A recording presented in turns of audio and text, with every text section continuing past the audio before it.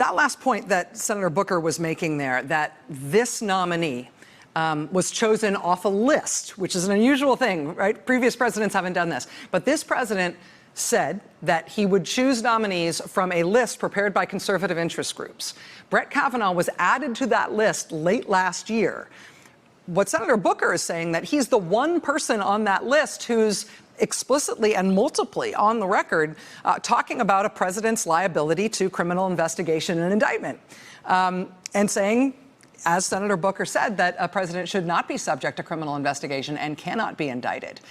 If he's the one guy from that list of 24 choices who's been explicit on that point, is that the signal element that we should see here in this choice? Joining us once again is Dahlia Lithwick, senior editor and legal correspondent at Slate.com. Dahlia, to this point, is Senator Booker correct that Kavanaugh has an explicit, overt record on this subject that might have appealed to the president because of his own legal woes? I think that if the president were poring over the writings of every single person on his list, Judge Kavanaugh would have given him most succor. I want to actually just clarify one tiny thing, Rachel. I think it's important. I think in Judge Kavanaugh's Law Review article where he talked about this, he didn't say as a constitutional matter the president should be immune from all civil and criminal liability. He said Congress should pass a law to protect the president. So not that we think Congress is capable of doing anything in any sense, but I don't think he was making the constitutional point that is quite so broad that he was making a political argument exactly. that the impeachment of a president would essentially put a prosecutor in the position of supplanting Congress's responsibility to impeach. Yeah, and I just think it's important because I think it's not quite as, dispositive of this question as we like to think. But on your question, and I think it's so important, if you think about how much fire Brett Kavanaugh drew. Ted Cruz hated him. We had the whole Federalist was posting anonymous post after another saying, we're not going to be for Trump if he puts Kavanaugh up. What was the resistance to Kavanaugh? What was the resistance? So, it's been really interesting to me because I thought for a very long time it was just that he wasn't a sort of religious conservative. This wasn't going to be the firefight that some of the evangelical community wanted. And now I think it's just that they're not completely certain.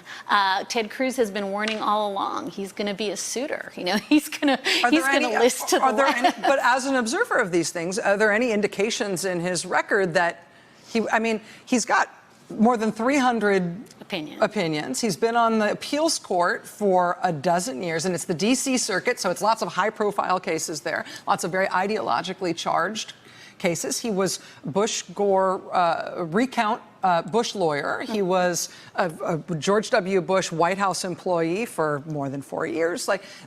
What in his record would allow conservative critics to see him as a squish? I have no idea, but I know that I was stunned at how they came out with the long knives against him. And I think that Donald Trump was making exactly the calculus you and Senator Booker just identified, that if I have to figure out who to mollify here, I've got all these groups who are angry about someone, I'm going to protect myself. I'm going to pick the guy who said most expansively in writings over the years what the scope of presidential power is. And I think that in that sense, you see Trump not looking at the sort of landscape of who do I need to satisfy for these upcoming midterms. He's saying, how do I protect myself? Again, let's just quote directly Judge Kavanaugh from a 1998 Georgetown Law Journal article, quote, Congress should establish, as well, important to point that out, Congress should establish that the president can be indicted only after he leaves office voluntarily or is impeached by the House and convicted and removed by the Senate.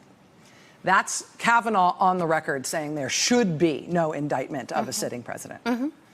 Dahlia Lithwick here from Slate.com. Thank you very much. It's good to have you with us tonight. Thanks, Rachel. Night. Hey there, I'm Chris Hayes from MSNBC. Thanks for watching MSNBC on YouTube. If you want to keep up to date with the videos we're putting out, you can click subscribe just below me or click over on this list to see lots of other great videos.